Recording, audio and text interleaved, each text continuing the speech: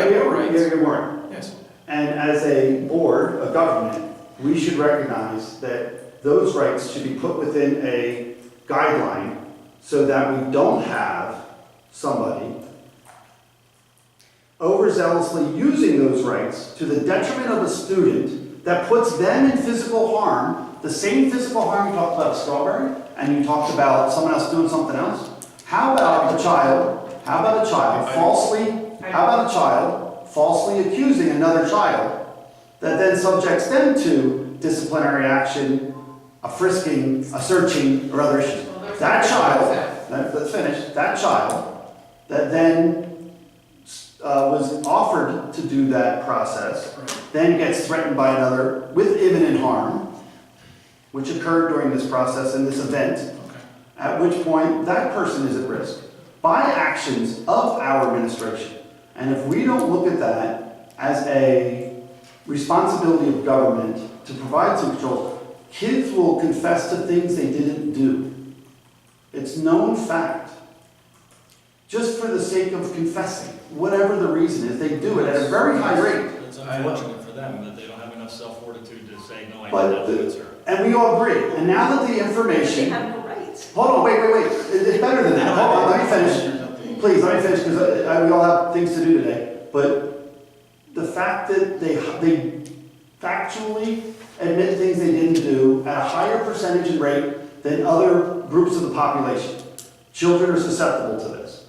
It is because of that much of our state government and state boards are getting together to allow these kids to make sure that a Miranda warning, counsel, and we as a board might decide that we're going to assign and train and educate a counselor to make sure that they are the advocate for the student when they're in trouble, so that they don't do that. And that happens. Can I just ask, where are you getting the data from? Like, where are you I will send it to you as much as you'd like. Yeah. I'll send you whatever you like. But the And fact, I just like to I will. see it. And I think when the group in the state of Pennsylvania that's doing this released it, What group is that?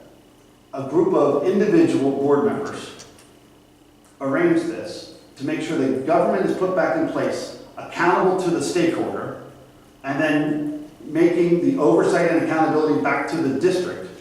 That chain has been broken over the years through migration of abdication, and we're trying to bring that back. So So I don't think it's one. this group that's meeting, you want to go with their recommendation? No, I want to have the information shared with our board openly so it can be discussed, so that we can then share that information with our constituents and stakeholders so that they can make the decision.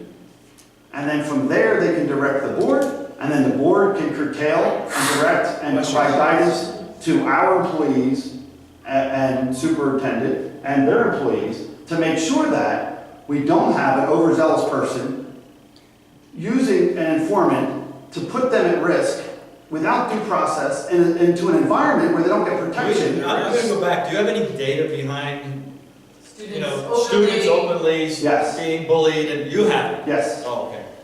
Why, do you not listen to these students? Do you not listen to these parents? No, that's not what we're talking. I'm asking, do you have data, like? We got it from these two. No, They told us. You said, You just said here that students, it's research data that students No, we're not talking about a single. children in precinct have are higher. admitting to crimes that they did not do. So All where's that's that? murder. Where's that? All that's murder. All that's murder. I'll provide it to you. But not only that, if that was Because true. that's totally separate than what we're dealing with here It's with not, it's separate. smoking in the bathroom. It's not separate. Because what happened here was that person accused 8 other people, 4 of them falsely.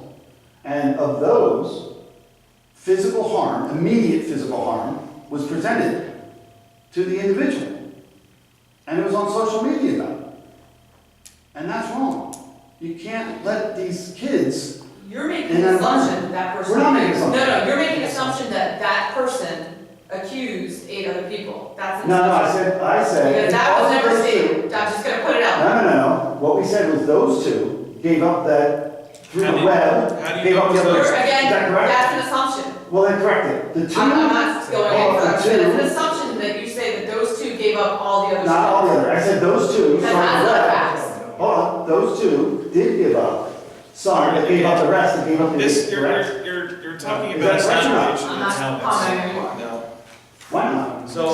So you're, Did you David, I have any? Mr. Bradley, Hold on, I gotta- Mr. Bradley, please. Mrs. Did you Sullivan, witness the Mr. meeting that we Hauser, were if you in? wanna- and did Mr. you Bradley, provide please. testimony to Mr. Cleaver for that? You testimony? that I had don't nothing. have testimony. Did you provide a statement, did you provide a statement to I Mr. do Cleaver? not. What happened to Mr. Bradley. It's a policy. I wanna You're not know. gonna Mr. sit Bradley. here. You're not gonna sit here and tag rate our I'm not employees. attacking. Yes, Now, please, No, I'm sit. asking a question. Quiet. I have a question. Stop. I'm gonna ask a question. No, you don't Did have a right, you don't, Listen. Joy, she was in the meeting, correct?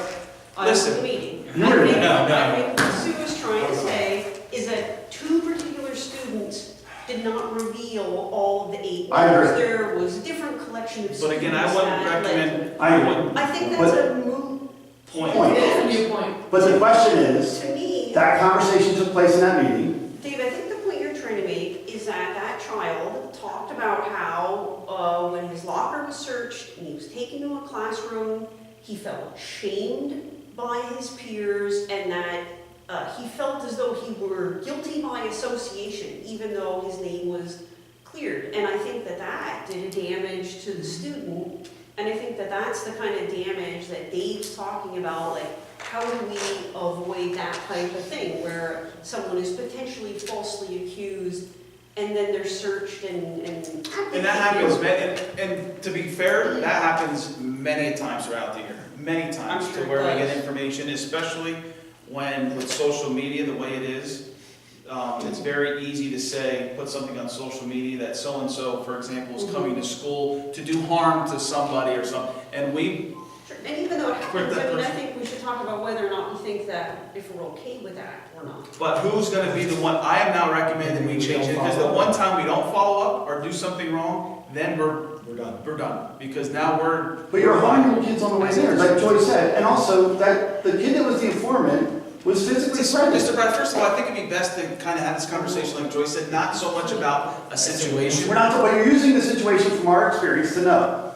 Did you provide testimony or a Mr. statement to That's Mr. nothing to do Cleaver? with this conversation. Because I want to know whether he's using facts just by one individual or Okay, just by others. so we understand your point. You want to give students rights. They have rights, They have limited rights. very limited rights. Okay. So we understand your For the point. safety of. Provide the students and information, staff. provide the data from your group of what you're trying to do and where we're trying to go. I believe Mr. Hauser and Mrs. Howland will revisit the handbook because they will need to be published for next year to make sure that we look at that particular activity of how we're doing things, when we're doing things, what we're doing things.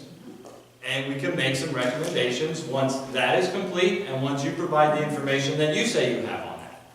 Otherwise, we can sit here and argue forever. Well, the goal is to collect data, and obviously, And I I'm asked the you, one with the and that's data. what I said, you gotta Well, have you'd the like you to share. So I will share the data. Okay. So we have parental rights, which we're talking about next, which you're correct, thank you. Selective enforcement of policy. Okay. We should review that as a board to make sure that the policies are handled unilaterally, not selectively. Is that correct? We all have that understanding? Well, but some policies are at the discretion in our case. by All case. policies are at the discretion of the board, but the selective enforcement by administration prior to it getting to the board, Depending unless we on have this, direct oversight, which we don't want to have. there is situational things that kind of, could make that Why is that? decision. Well, because there is things that are handled case by case many times. Okay, and is that at your level? Or is it at their Level or level? the designated level. I mean, So we're talking vice principal level, principal level, They all have, they all have Administrative level. Administrative. administrative levels. Well, the board should define some of that, because if you have selective enforcement of policy, it adds to the, Ambiguity. not only ambiguity, but it adds to the lack of justice within the system. And when you remove the justice in a system, regretfully, these are underage kids, they might try to use street justice to make up for the lack of justice. And we don't want that to occur. You don't want to have